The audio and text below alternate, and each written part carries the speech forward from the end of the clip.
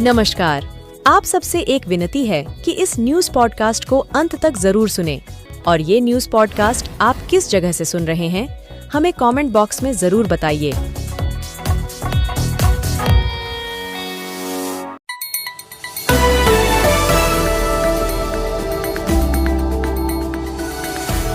सबसे पहले रुख करेंगे सुर्खियों का। नीतीश कुमार को ईडी का डर सता रहा था, इसी वजह से उन्होंने एनडीए के साथ जाने का फैसला किया। ये आरोप कांग्रेस ने लगाया है। जमीन घोटाला मामले में हेमंत सोरेन की गिरफ्तारी के बाद बिहार में भी सियासी बयानबाजी शुरू हो गई है। पूर्व डिप्टी सीएम तेजस्वी यादव ने जेएमएम के साथ खड़े होने की बात कही है। लालू प्रसाद गुरुवार को अचानक पटना के महुआ बाग पहुंच गए। इससे पहले डिप्टी सीएम सम्राट चौधरी ने लैंड फॉर जॉब्स स्कैम को लेकर आरजेडी सुप्रीमो पर हमला बोला था। उन्होंने कहा था, घोटाले की जमीन देखनी है तो महुआ बाग जाइए। बेगूसराय में पूर्व सरपंच की जमीनी विवाद में लाठी डंडों से बुरी तरह पिटाई कर दी गई। दबंगों ने शशि भूषण की जमीन पर खंबा गाड़ दिया था। जब वो इसे हटाने पहुंचे तो दूसरे पक्ष के लोगों ने हमला कर दिया। ये मामला चकिया सहायक थाना क्षेत्र के मल्हीपुर विष्णुपुर का बताया जा रहा है। आज से शुरू हुई इंटरमीडिएट परीक्षा में लेट पहुंचे छात्रों को एग्जाम हॉल में प्रवेश नहीं दिया गया। कई जिलों में लड़कियां गेट और दीवार फांदकर अंदर दाखिल होती नजर आईं। मधुबनी में देर को पहुंचे छात्राओं को गेट पर ही रोक दिया गया, जिसके बाद वो बिलख बिलख कर रोने लगी। पूर्णिया में एक विवाहिता की संदिग्ध परिस्थितियों में मौत हो गई। परिजनों ने ससुराल वालों पर दहेज हत्या का आरोप लगाया है। 35 वर्षीय आसिया प्रवीण ने घर वालों को फोन पर बताया कि उसे पीटा जा रहा है। परिजन मौके पर पहुंचे तो शव फंदे से लटका मिला। दोनों पैर बंधे थे। मोतिहारी में एक पत्नी ने अफेयर का विरोध करने पर पति की हत्या करवा दी। मृतक हेमराज की पत्नी का उसके जीजा से अवैध संबंध था। दोनों ने मिलकर इस वारदात को अंजाम दिया। पुलिस ने मामले का खुलासा करते हुए दोनों आरोपियों को गिरफ्तार कर लिया है। खगड़िया में 2 चचेरे भाइयों की जमीन विवाद में करीब 15 राउंड फायरिंग हुई। कुल 6 लोग घायल बताए जा रहे हैं। इनमें 3 को गोली लगी है। 2 की हालत गंभीर बताई जा रही है। लैंड फॉर जॉब स्कैम में लालू राबड़ी दोषी हो सकते हैं, उनके बच्चे नहीं। ये कहना है भागलपुर से जेडीयू विधायक गोपाल मंडल का। उन्होंने तेजस्वी यादव पर ईडी की कार्रवाई को गलत बताया है। गोपालगंज में गैस कटर से एसबीआई का एटीएम काटकर करीब 23 लाख रुपए चुराने का मामला सामने आया है। पुलिस मौके पर लगे सीसीटीवी फुटेज खंगाल रही है। ये वारदात मीरगंज थाना क्षेत्र के नैया स्थित स्टेट बैंक की है।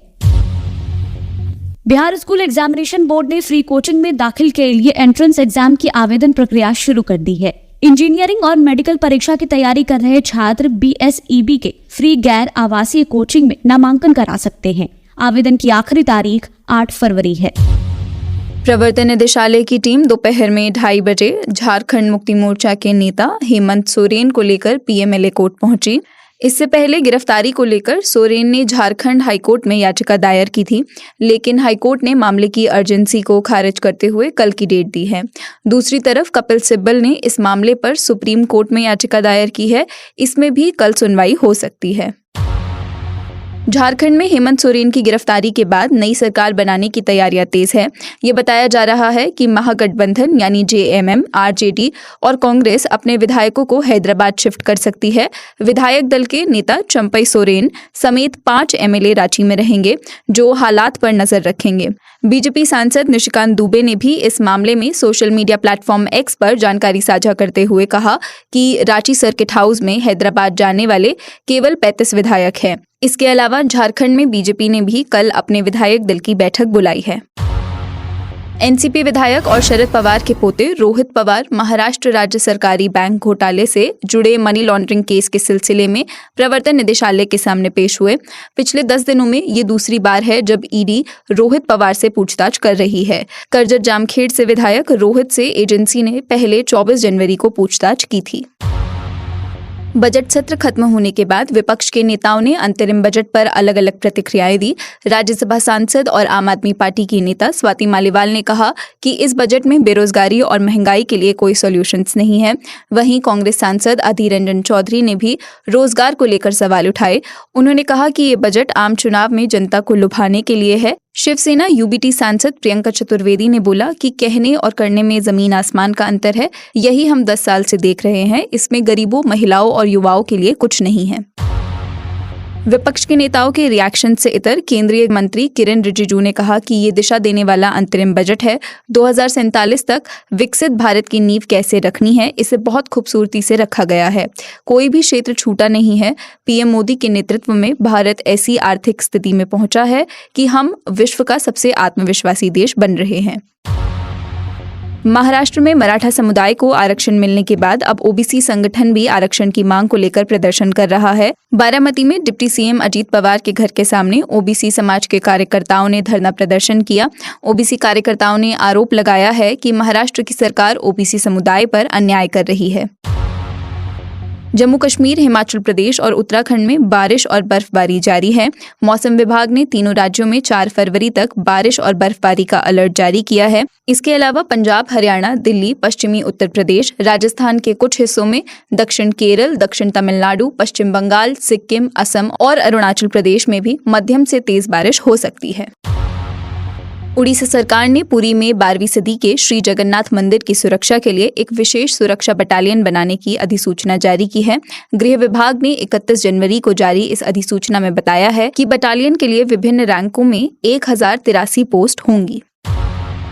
चीन की सरकार ने अपने टॉप पॉलिटिकल एडवाइजरी बॉडी में से एक रॉकेट साइंटिस्ट को हटा दिया है। चीन की पीपल्स पॉलिटिकल कंसल्टेटिव कॉन्फ्रेंस की 14वीं स्टैंडिंग कमेटी ने कहा कि रॉकेट साइंटिस्ट वांग जियाओंग पर भ्रष्टाचार के आरोप है। फिलहाल मामले की जांच चल रही है। इस प्रोजेक्ट के इंचार्ज पहले रक्षा मंत्री जनरल ली शांगफू थे और उन्हें भी हटाया गया था। इंग्लैंड ने कल से विशाखापट्टनम में खेले जाने वाले दूसरे टेस्ट के लिए अपने प्लेइंग 11 का ऐलान कर दिया है। उनकी टीम में फास्ट बॉलर जेम एंडरसन की वापसी हुई है। वहीं स्पिनर शोएब बशीर को डेब्यू का मौका मिला है। हैदराबाद में खेले गए पहले टेस्ट में इंग्लैंड की टीम पहली पारी में 190 रनों से पिछड़ने के बावजूद 28 रनों से जीत गई थी। टीम इंडिया के ओपनर पृथ्वी शॉ कमबैक के लिए तैयार है। मुंबई क्रिकेट एसोसिएशन ने उन्हें रणजी ट्रॉफी के स्क्वाड में शामिल कर लिया है। इंजरी से रिकवरी करने के बाद 24 साल के बैटर पूरी तरह फिट हैं और 2 फरवरी को ईडन गार्डन स्टेडियम में बंगाल के खिलाफ मैच भी खेलेंगे। शेयर मार्केट में सेंसेक्स 100 अंक से ज्यादा की गिरावट के साथ 71,646 के स्तर कारोबार कर रहा था। वहीं निफ्टी में 16 अंक की गिरावट थी। ये 21,708 के स्तर पर कारोबार कर रहा था। हालांकि बजट पेश होने से पहले सुबह बाजार फ्लैट ओपन हुआ था।